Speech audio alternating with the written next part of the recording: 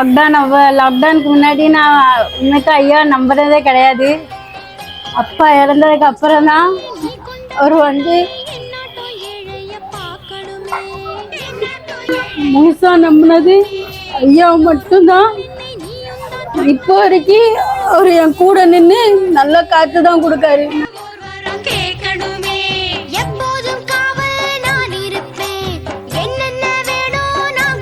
காணிக்கு அருவா தரேன்னு வேண்டியிருந்தேன்.